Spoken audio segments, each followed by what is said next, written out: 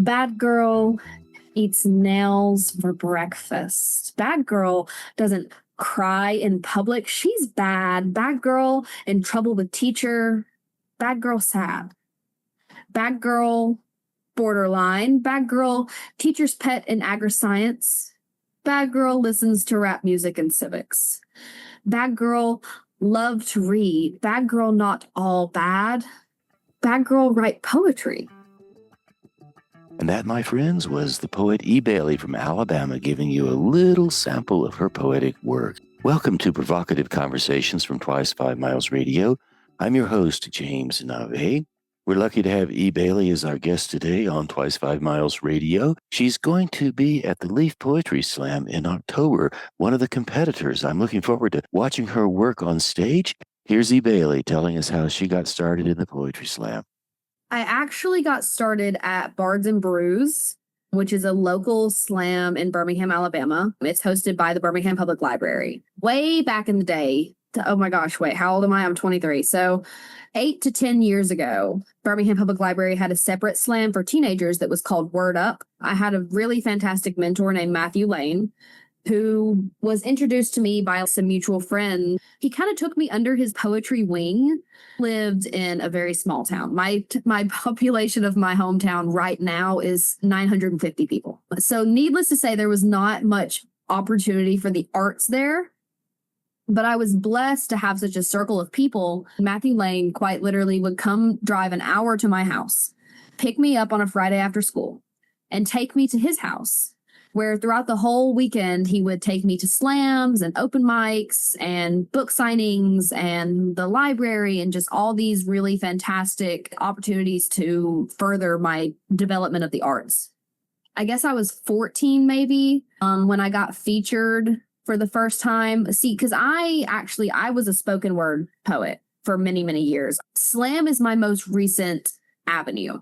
So I've been doing slam poetry for maybe a little over a year now, but I've been doing spoken word and readings of poetry for over 10 years at this point. When you moved into spoken word as a very young person, did you know it was spoken word, or did you just decide, I'm going to speak these words aloud and somebody will listen? Were you even familiar with what spoken word was and where it came from? I was not familiar at all with the history of spoken word. No. So what actually happened was I had been going through a lot and I spent a lot of time on the internet, and I came across a video of Andrea Gibson. May she rest in peace. Oh, goodness. But I came across a video of Andrea Gibson and they were performing their poem, The Madness Face. I'm not sure if you're familiar, but it's this really phenomenal poem about going to these doctors and psychiatrists, and they tell you all these different fixes and nothing works and gurus and all this stuff. And it's just this really phenomenal poem about this desperate search for help and ultimately how healing inner reflection can become. And I heard it for the first time. And then I heard Shane Quixon's To This Day, which is a spoken word poem about the cruelty that you can kind of experience as a kid from the hands of other kids and the long-term implications of growing up being told you're messed up, right? By the time I was 13, my brother had committed suicide. My mother had committed suicide. My father that raised me was in prison. I had recently met my biological father. I was going through a lot. The children around me could tell. And so I was in this space of feeling very isolated from the world, like feeling like I could not find human connection anywhere. And I was desperately looking for that. And so when I found poetry, I didn't understand that it was spoken word. I had read like Emily Dickinson and all these like classic poets, but I had never experienced poetry in a way that felt so woven into the identity of who somebody is. So I just very quickly started writing poems and posting them on the internet. People would respond. I got a few hundred followers on my blog pretty quickly, and people would interact with me and talk about my writing. It was a few months later that I met Matthew Lane, and he took me in person to all these slams, and I realized poetry was my avenue for human connection. So I began just absolutely bearing my soul I guess I went to Ada-Long Writers Workshop at University of Alabama at Birmingham at age 14. And that was like a 6-week program where you would go every single day. And they were teaching us all about the actual technical styles and applications. There was no arts programs around me in poetry for the first couple of years. So I trained myself just by listening to other people and taking pieces. I like how they do this. I like the format of this. I like the arrangement, weaving that into my own work. Were you aware when you first discovered this poetic arena that it was your art form? Or if not at first, how long did it take you to figure out this is mine, this is for me, this will reward me? I think it was really day one. So the first poem that I ever completely wrote, not just like write a few lines and then be done with it, but the first poem that I ever sat down and worked on for weeks on end, formatted into this final piece. I had been relentlessly bullied my entire childhood. And so I wrote this poem. The first couple of lines, kids can be cruel. It's true. I've seen it, but they will not rain on my parade because my parade is the biggest in town and it is by far the happiest in the neighborhood. And I just went on this whole tangent of sticks and stones. And I ended up deciding that I was going to perform it at our school talent show. And you have to think, like, the school talent show is a lot of people doing hula hoops and singing and like all that. And so I get up there with this poem. I'm 12 years old. I get up there with this poem and I just just rattle it off. No paper, just from memory. That was my first public performance of poetry too. My school principal came up to me after and told me, I have never heard the gym so quiet. And I felt that. I had never felt that group of people ever listen to me. And somehow, about 3 lines into my poem, the whole gymnasium just went quiet. I finished my poem and I'm feeling really pumped up. I'm like, wow, they really listened to me. And the rest of the talent show goes by and then they announce the winners. And I got first place in the school talent show with a poem essentially flipping the bird to all these people that had been tormenting me. The way school works here is it's K through 6 and then 7th through 12th is high school. So that was like my last hurrah. I'm out of here, you know? And so on the car ride home, my grandmother who raised me, she turned around and she looked at me and she goes, winner, winner, chicken dinner. And I just realized this is it for me. This is what I want to do. And so I started, going to Birmingham and doing the open mics. And it was about a year later that Mino Publications actually reached out to my grandparents and ended up publishing my first book, which was Where the Bullet Went. It's no longer for sale because I wrote it when I was 12 to 15. I was recently rereading it and it's phenomenal. For a 15-year-old, I remember reading it like 2 or 3 years ago and just absolutely beating down on myself over it. I'm 18 or 19 years old. I'm like, this is so juvenile. I can't believe I wrote this and put this out into the world and people really bought it. Now I'm rereading it because I had the opportunity to go back to the Ada-Long Writers Workshop that was so fundamental in my perspective of poetry. And I actually got to host a workshop for the kids there.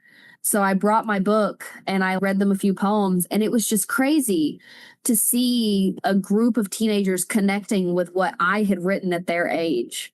So much has changed in 10 years.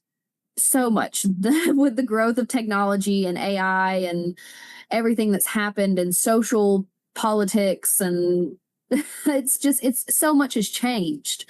But even then, I was reading these poems that I wrote about heartbreak and struggling with anxiety and mental illness and feeling like I was just searching for a place to fit in somewhere, get in where you can get in. These kids afterwards came up to me and asked, can I see that book? Can I read some of your work from it? And I spent an extra hour and a half just letting them read through it. It was crazy. One of my biggest things that I've learned, your art is going to continuously grow and evolve and change. Right now, I'm only 23. I don't know where my poetry is going to be when I'm 28. As of finding slam a year ago, all of my poetry was very in your face when I first began writing. And then I distanced myself from my trauma enough that I wrote very meaningful but short and sweet poems. And now, since finding slam around a year ago, I'm getting back into this headspace of feeling comfortable enough to be vulnerable and raw with my poetry, but not in the way of 15-year-old me that was just adding shock value. I want to ask you to explore something I've been thinking of. I work with a lot of adult writers, people over 40, 45, 50. They're returning to something they knew years ago at 23, like you.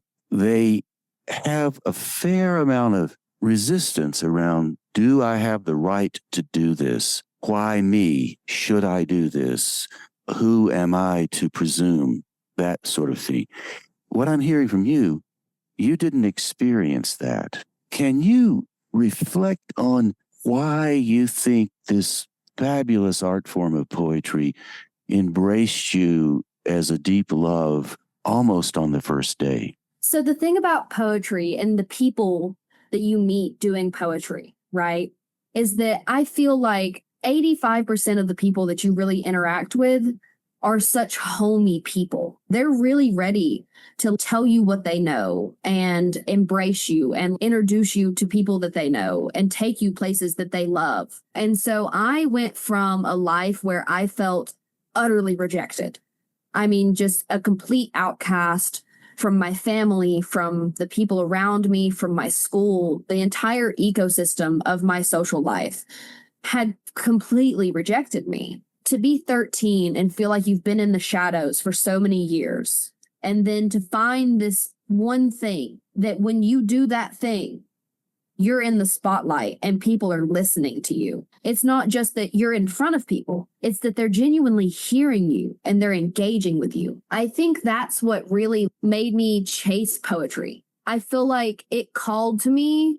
And as soon as I began doing it and I saw the connections that were forming, Matthew Lane, I will credit him so much because that man, I call him my poetry dad because in every way, I mean, quite literally took me into his home every weekend. But beyond that, guided me in so many ways and introduced me to this amazing array of people. And here's the thing, they're all artists, but they're very different artists. Everyone that I know sounds different.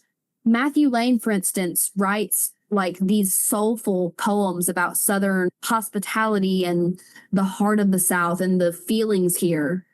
My mentor, Mary Bailey, runs Chase Hill Academy for the Arts, which is a private academy for creative writing. And her poetry is focused on nature and it's very reserved and quaint.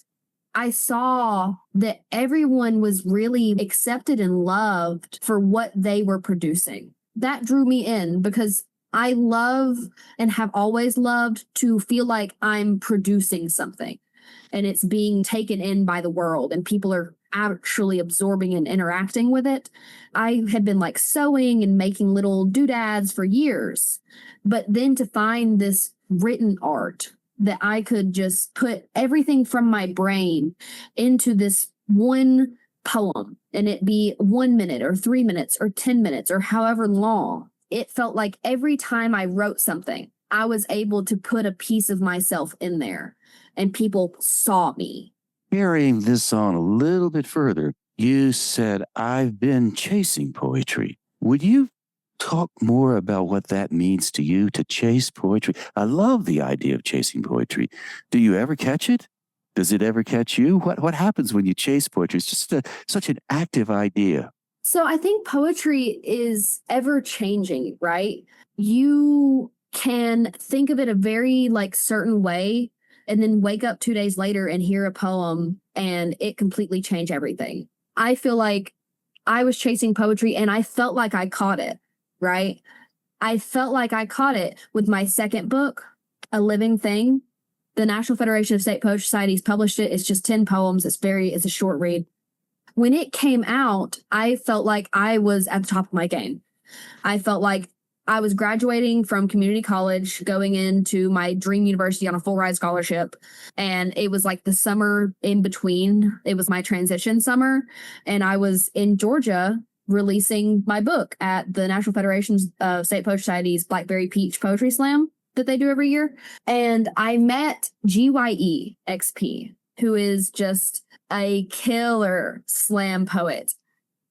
And actually what's crazy is I didn't actually meet him at that moment. I was listening to him on stage the first night of the slam, and he did a poem from the point of view of John Wayne Gacy. Yeah, I had never considered being able to take such monstrous thing and make it beautiful and haunting.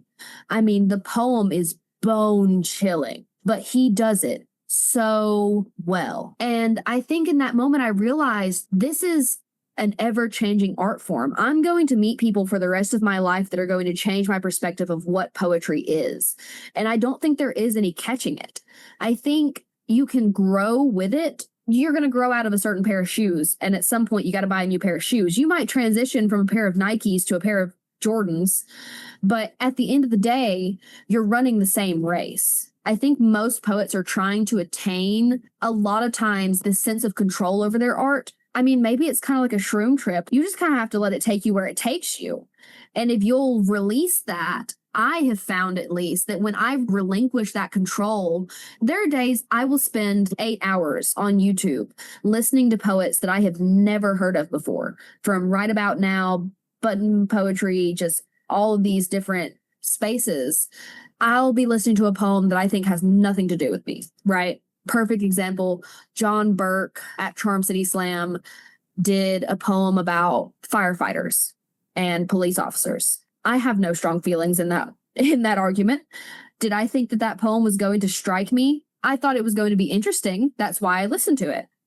I did not think I was going to walk away from that poem with a deeper understanding about how to portray the position you're standing in to people who haven't stood there. That's what I mean by ever evolving and ever changing.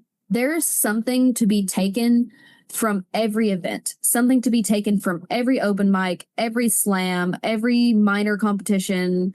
I think a lot of times it's just a matter of opening yourself up to the idea of not knowing it all and not having control over it in order to really absorb things that you maybe hadn't perceived before about poetry. I want to continue this line of thinking, referring back to something you said as well.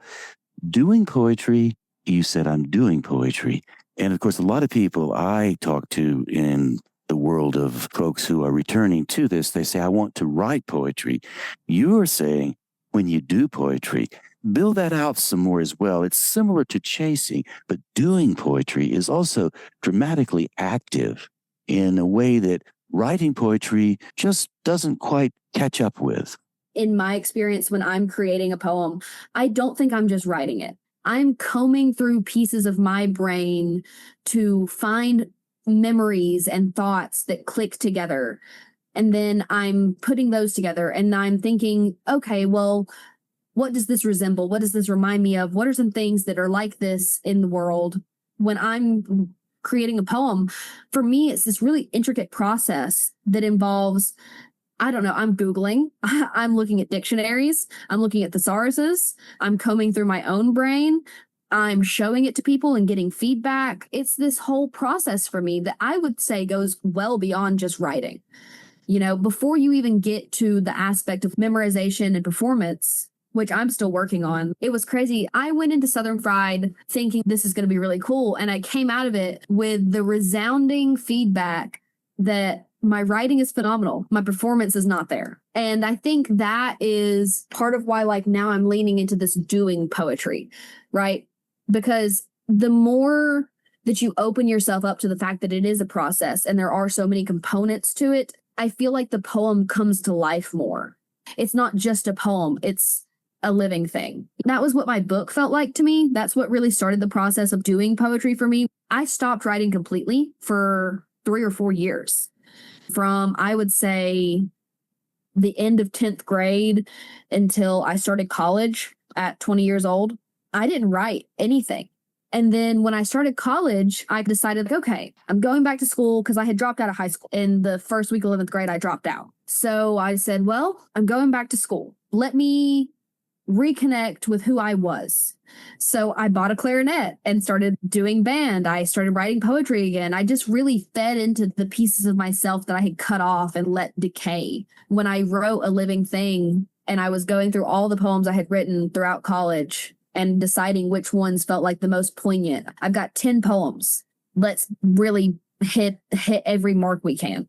And I realized that each of those 10 poems is a story on its own. And it, to every person who reads it, can portray this entirely different symbolism, and it can really breathe life into itself. A lot of people have lots of regrets about the things they didn't do or thought they should have done, roads they took that didn't lead where they wanted to go. You dropped out of high school in the 11th grade, didn't write poetry for a bit of time, then you came back to it by way of the music and the verse. How do you inventory the experiences that you had during that time, and how have you been able to take what could have been veering off the cliff into darkness into the work, and how has it become an asset for you, or has it? It's definitely become an asset. One of my favorite poems I've written, which you guys very well may get to hear at Leaf, is Love Stuff Highway 431. And the whole poem is about the experience that I lived as an 18-year-old. I was a high school dropout. I had just gotten my GED. I was working 2 jobs. It was when COVID first started. And my fiance had been in a work accident and couldn't work. So he was at home for like 8 months. So I ended up taking 2 jobs to pay our bills and keep us afloat. And so I wrote, in my opinion, it's one of my favorite poems. It's like this really cool interaction piece about being 18 and so full of love and like ambition, and pouring all of that into these 2 jobs. And I think for me, it was really important that I actually lived a couple of years in what I call like the real world, where my life was just go to work, pay bills, come home, because I realized that I wanted something more. I think had I finished high school and gone straight to college and done all these things, I think I wouldn't have an appreciation for what it is that I'm working towards. I'm a first generation college student. I dropped out of high school because there was just so much going on in my life that I couldn't manage school and work and what was going on in my home life. It was impossible. And so I think giving myself the space of that 2 or 3 year gap where I just lived really put me more in touch with what it is that I love about art. And that is that it can be making beauty out of mundanity. I hosted a whole workshop on this once where I talked about not every poem has to be this grandiose, I got divorced and this is how I'm dealing with it. Sometimes it can be as simple as this is a poem about the first time that I had lunch on my own after I got divorced. I think that's what was contributed to my art by living in mundanity for so long, is seeing the underlying tones. For instance, going to work at the sex store at 18 years old, selling, sex toys in a state where they're illegal. If you look beyond the surface level, I was giving people an avenue to build relationships, help and strengthen their relationship, explore themselves and discover their sexuality, reclaim their sexuality. All these beautiful, beautiful, monumental feelings that people have that I was contributing to. And at the time, I didn't see it that way. At the time, I saw it as I'm working at a sex store to pay my bills. 4 years later, I'm able to write this poem where I talk about these are beautiful and extraordinary and individualistic people that I am affecting. This is a good moment to ask you to choose a poem to present to us, to share with us. Would you be able to do such a thing? Yes, I totally could. This poem is a 2-part poem. And I actually wrote the first part 13 or 14 years old. And then I came back to it and I wrote a follow-up this past year, 13 and then 23. Part 1 is titled Bad Girl. And then part 2 is titled Bad Girl Becomes Woman. Bad girl eats nails for breakfast. Bad girl doesn't cry in public. She's bad. Bad girl in trouble with teacher. Bad girl sad. Bad girl borderline. Bad girl teacher's pet in agri-science. Bad girl listens to rap music in civics. Bad girl love to read. Bad girl not all bad. Bad girl write poetry. Bad girl enter contest. Bad girl lose. Bad girl swim in stream. Bad girl cry alone. Bad girl tough skin. Bad girl, weak heart. Bad girl, big brain. Bad girl, big heart. Bad girl, too many scars. Bad girl, trace body outlined on bedroom floor. Bad girl, lay in bathtub. Bad girl, watch bad movies. Bad girl, watch rom-coms. Bad girl, try to stay clean. Bad girl, gets bloody. Bad girl, punch cheerleader in the nose. Bad girl, go home. Bad girl, small closet. Bad girl, big hips. Bad girl, come out of closet. Bad girl, shut lips. Bad girl, close legs to man in Chevy. Man in Impala. Man in movie theater parking lot who slid his hand up her thigh. Bad girl, say no. Bad girl means it. Part 2, bad girl becomes woman. Bad girl mourn for 5 years straight, then woman stop. Woman not girl anymore. Woman wake up happy most days. Woman still watch rom-coms. Woman read the metaphysics of morals, the death of Ivan Illich, cereal boxes, prescription labels, love, hate, and reparation. Woman to egos and id. Woman let ego talk to id. Let super ego talk to ego. Woman get sober. Woman feel her feelings. Woman evolve. Woman no warning signs. Woman vow to be cured. Woman yearn for the things that bad girl didn't like. A pink velvet sofa, a man's tender grass, the taste of coffee and beach trips with girlfriends. Woman shine. Woman become. Woman like the sun. Woman shine. Thank you. Well done. Thank you. I love the willingness you have to pull from the tiny early stages of your poetry when you were young and 13 and 12, and then bring them into the fullness of adulthood. I wish other people would do that, or at least have the confidence to know what was in the past can belong in the future as well as in the present. I think that a lot of the things I felt at 13 are kind of the same sentences in a different font. I think a lot of what I felt with not fitting in and trying to find my place still resonates today in college, where I'm a little bit older than the average student, but not quite old enough to be a returning student. And, like I'm just slightly older than the 19-year-olds, but not quite old enough to hang out with the 30-year-olds. And so I think in a lot of ways, I still feel so many of the things that I felt at 13, just in more tangible ways and ways that I can more fully understand. At the end of the day, I don't think that the work I wrote back then is any less poignant. Do I think some of it is more juvenile? Yes, I do. For instance, one of the things I did is I revisited a poem I wrote at 14 or 15 years old, and I completely rewrote it for Southern Fried, and it hit. I mean, people loved it. And I think that just goes to show that, and I think maybe it's because I'm in school to be a child therapist, and so I understand a little bit about the child psyche and where you are mentally at 13. I think this is the important thing to understand, right? At 13 to 15 years old, you're fully capable of feeling emotion to the same extent that you do at 24. The only difference is you have yet to develop the emotional capacity tools to reel it in and to understand it. And so I think having that understanding at 13, the way I was feeling was completely valid. I was a little person with big adult feelings, can make you more understanding to working on and reworking things that you wrote a very long time ago. Once you understand that you're still the same person, you've just equipped yourself with more things.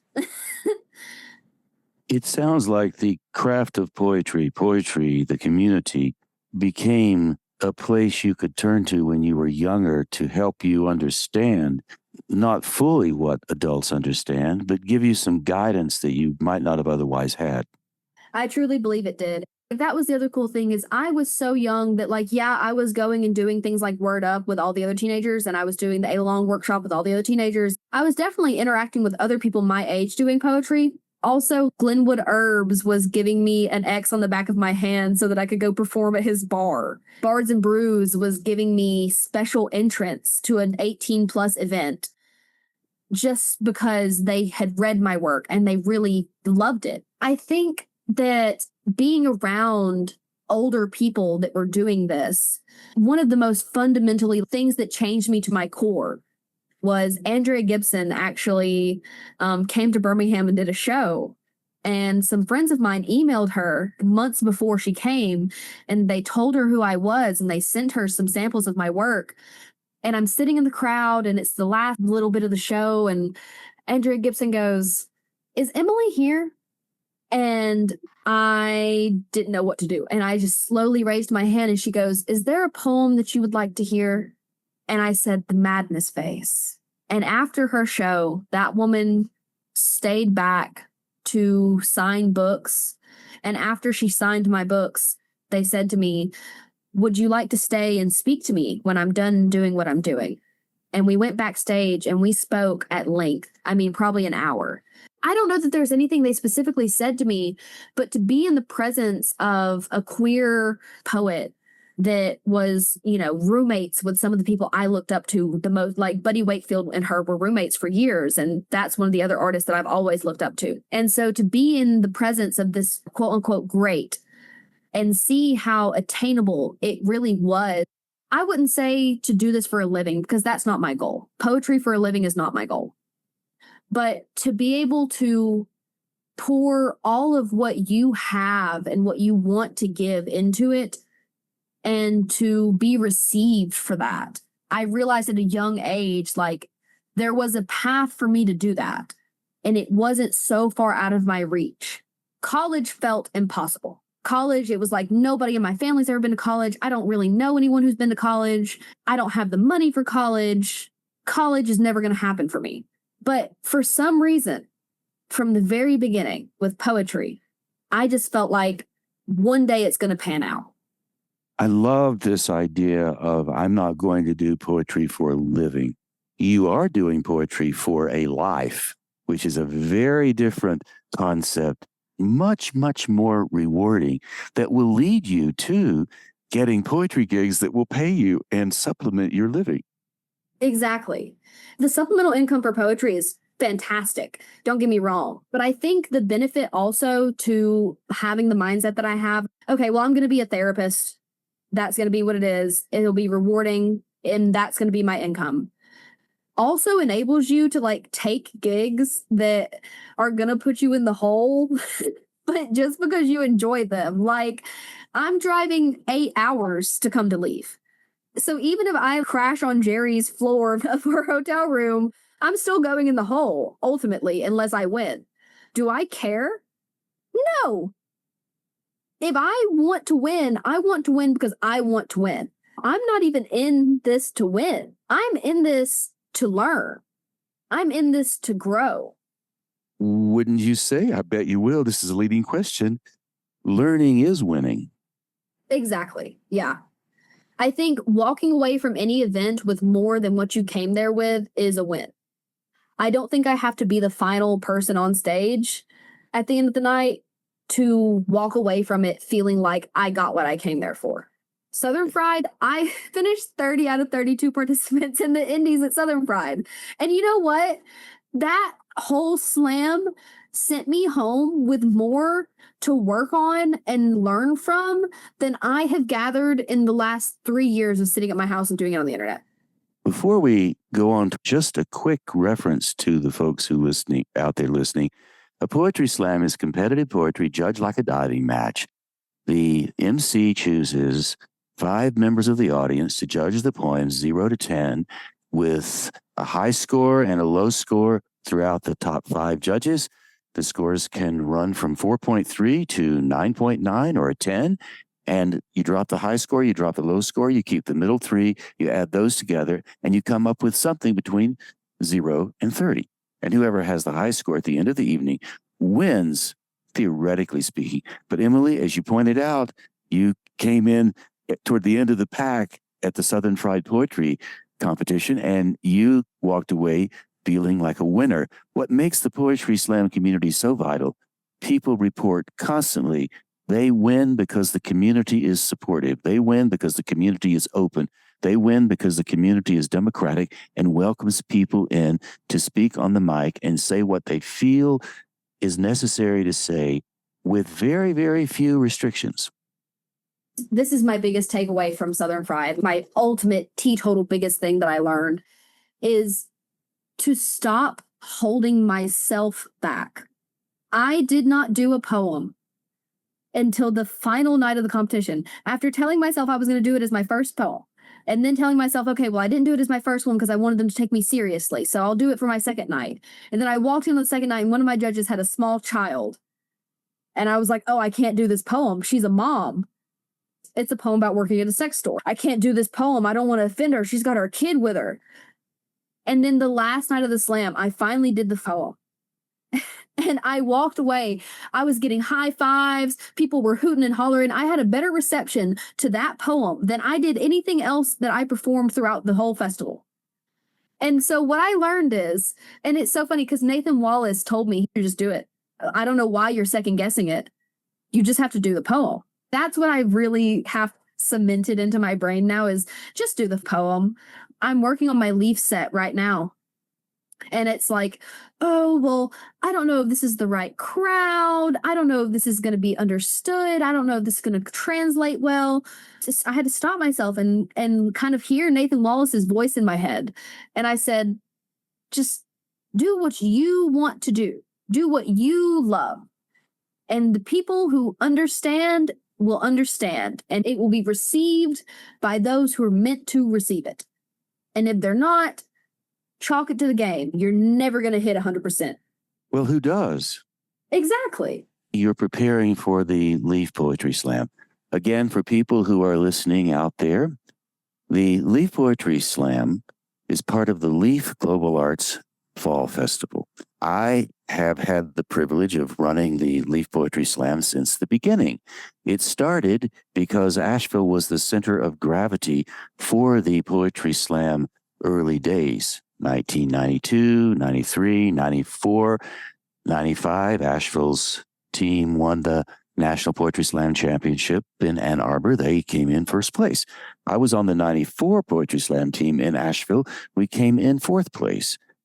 In 1995, I hosted the first Leaf Poetry Slam at the Leaf Festival on the grounds of Camp Rockmont, the former campus of Black Mountain College, very experimental college in the 40s, 50s, and it closed in 57, I think. So I launched the slam, and I'm still hosting that slam along with Kirk Hardesty, and he and I have been doing this for many, many years. So when people come to the Poetry Slam, they're participating in a tradition that's been going on for a long, long time. The Leaf Poetry Slam can trace its roots back to Asheville, and it may be one of the longest running poetry slams in America, save for Mark Smith's Poetry Slam at the Green Mill, which started in 1984 at what was the Get Me High Cafe and then moved to the Green Mill. So it has a long, long tradition. So Emily is coming to be with us on this stage to celebrate the 30th anniversary of the Leaf Festival. So I just wanted to tell people that just to give an idea. And Southern Fried Poetry Slam emerged out of Asheville. Alan Wolf thought of it, and Alan Wolf, who was the MC for the Poetry Slam, he and I were introduced to the Poetry Slam idea by way of Ray McNeese and Patricia Smith in Boston 6 months prior to the time we first launched the Poetry Slam in Asheville in 1992. So this Leaf Slam has a great tradition. You're getting ready to come and be part of this anniversary slam. And one of the things I love about the Leaf Poetry Slam, it's really vital, it's really deep. And this year we have, thanks to Jerry Hardesty, shout out to her, she has curated a galley of poets I've never seen before. I'm very excited. So Emily, tell us just a little bit about how you feel about that, and we'll use your commentary around how you're feeling and your preparation to close the show. I'm feeling really excited. I'm feeling good about it. I went into Southern Fried, like I'm not going into this to take the number one slot. I'm genuinely going into this for the experience. I'm going into this for the people. There are some brilliant, brilliant poets that you guys can really look forward to seeing on this lineup. Rika Speaks is fantastic. Medusa Was Black, fantastic. Nathan Wallace, phenomenal. there's some poets on this lineup that are, I mean, it's steep competition, man. So I'm just bringing my teetotal A game. I am delving into parts of myself. I'm writing poems about things that I don't talk about. And I think that's the key is, like I said, from Southern Fried, I learned to do what you want to do. And so I'm getting up there, I'm doing with poems that are coming from the deepest depths of my hidden compartments. So I hope they're received well. As always, like my hope every time I do a performance is that somebody walks away thinking about something that I said. As long as somebody walks away with maybe one line in their head that they're like, wow, that was a good line, I've done my job. So on that note, one more thing. How do we get in touch with you? So you can follow me on Instagram at e.bailey.poetry. I also have a Facebook page, E. Bailey Poetry. I am not nearly as active on the Facebook page. I may be 23, but I am not tech savvy. So to keep up to date with publications I have coming out, features that I'll have in lit mags, shows that I'm doing, readings, book signings.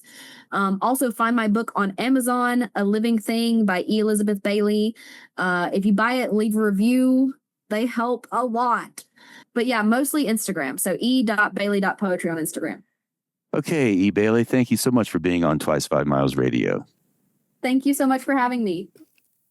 And there you go, my friends. Thus concludes my conversation with E. Bailey. I'm excited to have E. Bailey join us for this October's Leaf Poetry Slam, which is part of the bigger Leaf Festival coming up on October the 16th through the 19th at the former campus of Black Mountain College, which is now known as Camp Rockmont, and next to Camp Rockmont, Lake Eden Retreat. The Poetry Slam will be in Eden Hall at 8 p.m. on Saturday night, October the 18th. So if you happen to be at the Leaf Festival, you can drop by and check out E. Bailey and all the other poets that'll be there. If you would like to know more, theleaf.org is the website to go to for all that information. You will discover that Leaf Global Arts is a nonprofit organization focused on bringing the arts into the world. The door is always open, and you will see people at the Leaf Festival from tiny little babies to 100 years old. Quite a range. As E. Bailey was talking about how she writes her poetry and her relationship with poetry, did you start to think maybe you'd like to create some poetry you could read aloud on stage for a group of people? Or maybe you were just thinking, I'd like to turn a few lines of verse myself. I wonder how you do that. Well, here's an origin story of the Asheville Poetry Slam that might give you some insight in how to go about writing poetry for the page and the stage. And if you're not drawn to the stage, it's still a good idea when you write for the page to read your work out loud after you finish writing it. So here's the little story. In 1992, Alan Wolfe, Ginger West, Lee Lancaster, and I were getting ready to produce the first Poetry Slam in Asheville at the Green Door on Carolina Lane. We had invited Ray McNeese from Boston to come down and be our first feature. I was living in a nice little apartment in the Montford section of Asheville and was very happy to have Ray come and spend his time in Asheville in my place. I'd never really seen a poetry slam before. I knew a little bit about it. We had a sense of how to produce it, mostly because Ray had given us a lot of tips and advice on how to make it happen. So Ray was staying at my house, as I said, and a few mornings before the slam was to happen on Friday night, Ray came out, we sat down, had a coffee. We started talking about poetry performance and how it was done. And that was when I wondered aloud, how do you write a poetry slam poem? I've never written one before. As I said, this was 1992, and I had been on the stage performing poetry for almost 6 years professionally by that point. I was working in a company that a group of collaborators and I co-founded in Asheville called Poetry Alive. Our concept was to memorize poems from the school textbooks, then go into the classrooms or the auditoriums, assembly programs, and perform the poems we'd memorized using theatrical techniques to bring them to life. I'd attended a couple of the National Storytelling Festivals in Jonesboro, Tennessee, and had been inspired by Connie Reagan Blake and Barbara Friedman of the Folk Tellers. The Folk Tellers no longer exists. Barbara Friedman still lives in Asheville, and Connie Reagan Blake continues to this day to be a prominent member of the storytelling movement. My first experience with storytellers on stage in Jonesboro, Tennessee was in 1981, which was 11 years prior to the evening that Ray McNeese stepped on the stage in Asheville for the first Poetry Slam at the Green Door. So when Ray and I were sitting there talking about what it was like to write a Poetry Slam poem, I'd already performed hundreds and hundreds of shows, maybe 1,000 by then, and memorized at least 300 poems. Even so, I didn't think of myself as a poet. I thought of myself as a storyteller who performed poems. Thus, Poetry Alive. And I have to give James Wilson credit for coming up with the name Poetry Alive. He owned Airy Design at the time, and he and I were talking, and he said, "Why don't you call it Poetry Alive? It's very much alive." He drew an image on a napkin, and that became the logo for Poetry Alive. Little exclamation point after alive. Even with all that, as I sat there with Ray, I had not really given much thought to what it meant to write poetry. I wasn't one of those characters that started out in the second grade knowing I was a poet. I was more interested in the stories, in the performances, in the community, in the way people interacted together in groups like I saw many, many times at the National Storytelling Festival, and then came to see at the Poetry Slam gatherings as well as time went on, long past 1992 at the Green Door. Even to this day, we're doing the same thing at the Leaf Poetry Slam. That's the extension. It's the community and the interaction. Everybody working and playing together, writing their stories, their poetry, and then performing their work on the stage. So as I sat there talking to Ray, asking him how to do it, he gave me the same piece of advice I've heard over and over and over again. He said, "I can't tell you what to say. All I can tell you is to sit down and say something, put it on the paper, and then read it out loud." So when Ray left about 15 or 20 minutes later for a meeting, I sat down and started trying to put something on the page that I could perform in the slam in a couple of days. Oh my goodness, it was a dismal failure. I could not think of anything. I wrote the lines, I struggled, I threw the paper in the waste can, I wrote more lines, I struggled.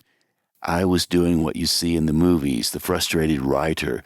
I didn't even think of myself as a poet or a writer, really, but I was frustrated because I had no idea how to go about generating something that even came close to what I wanted to say. Truth is, really, I didn't even know what I wanted to say. All I knew was I wanted to be part of the Poetry Slam because I wanted to be a member of the tribe, a member of the community. I wanted to belong. As I said, it was 1992, and I was 42 years old. That's considered a late start in almost any arena. Sure, I had been jotting down things in my journal for years. I was around my grandmother, who was a poet. I'd even helped her publish her book of poetry when I was in the 11th grade. I had wondered about what it meant to write.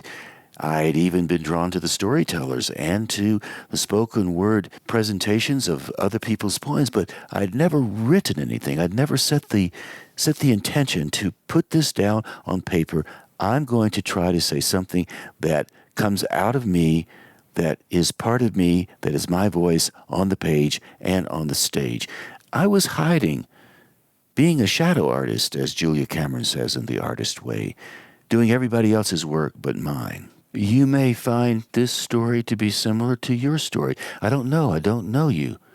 We've never met, and yet we probably have some common threads. As you listen to this, maybe you have the same pull I had.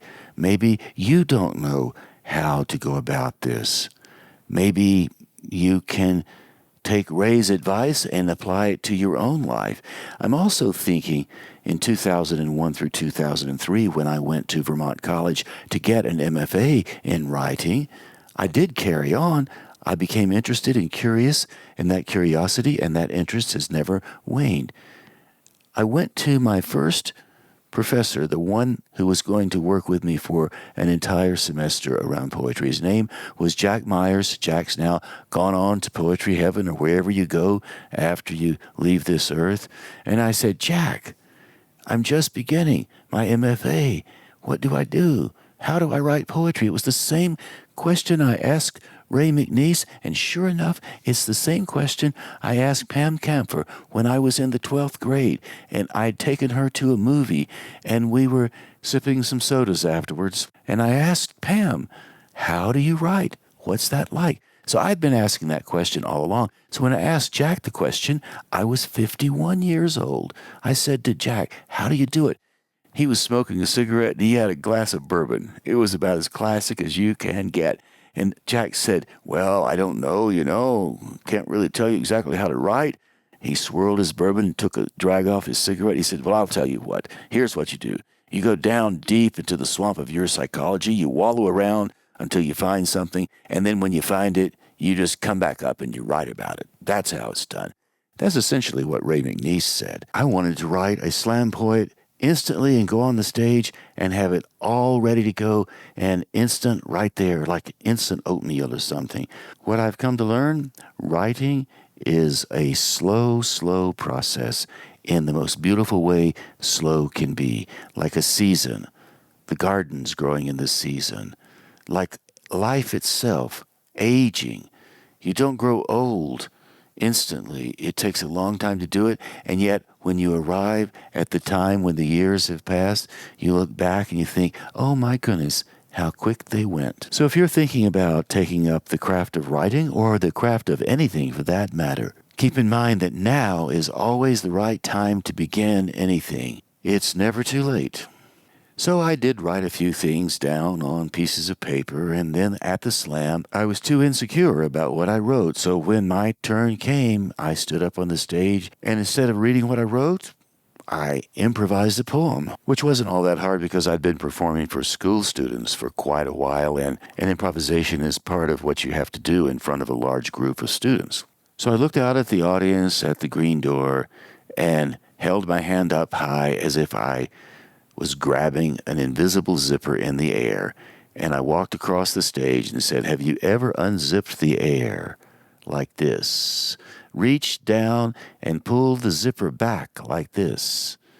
Walked back to the edge, rolled the air back like this until it was fully open, paused, and stepped through to the other side like I'm doing now. Looked both ways. Do it again, both ways.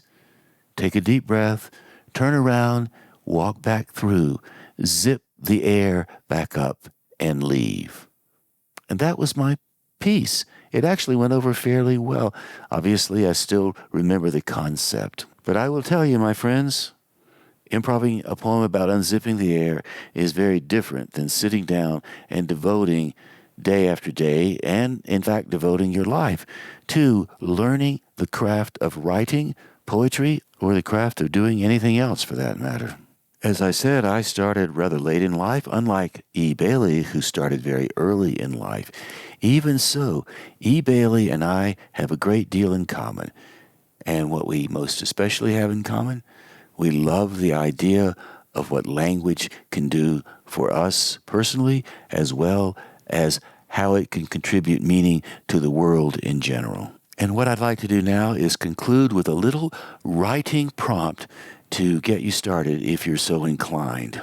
You'll find this prompt on page 74 of Write What You Don't Know, which I co-wrote with Allegra Houston. Here are 6 elements: earth, air, fire, water, wood, metal. This is about location. So when you're ready to write, choose one of the elements that strikes your immediate fancy. Set your timer for 5 minutes and start with this sentence. Everything is. Choose one element, earth, air, fire, water, wood, or metal, and fill in the blank. Everything is earth. Everything is air. You get the point. And then write for 5 minutes or 10 minutes, repeating that. Everything is, I choose earth here. I am earth. I am of the earth. Everything is earth. The trees are of the earth. What is not of the earth? The earth is the place I walk upon. The earth is the place I build fires upon. The earth is the place some leave when they go to the moon, but I've never left the earth. I've been here all my life. So I did something that was really simple, just told a bit about how I was emotionally wrapping my head around everything is earth. So you can do the same. Give it a spin. See what happens. And one more thing before we go. Whatever you write and however you write it, keep in mind that this is something that you're working with from the point of view of your own style. Nobody else is. Slam poets can be a little loud on the stage, can be competitive. On the other hand, some slam poets are soft-spoken and light on their feet.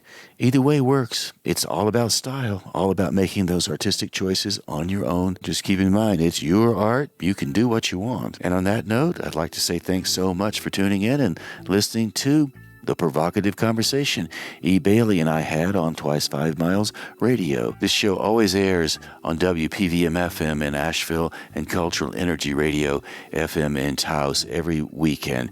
And thank you, Walter Parks, for the theme song, walterparks.com. For more on Walter's music, you can always reach me, Navé, at jamesnavé.com. I would love to hear from you. And if you would like to improve your writing, pick up some more of these prompts like I just gave you, I facilitate a free Imaginative Storm workshop with my creative collaborator, Allegra Houston, every Saturday between 12 and 1 p.m. Eastern Time on Zoom, always free. Same thing on Thursdays, except the time is different. On Thursdays, we gather from 6 to 7 p.m. Eastern Time. Again, it's always free. You'll find the Zoom link at imaginativestorm.com. You can come to us from wherever you are in the world, and we certainly have the door open and would welcome you in. So with that, I'll say goodbye for now. I hope you come back sometime soon, and until then, hey, maybe, just maybe, I'll catch you on that turnaround somewhere down the line.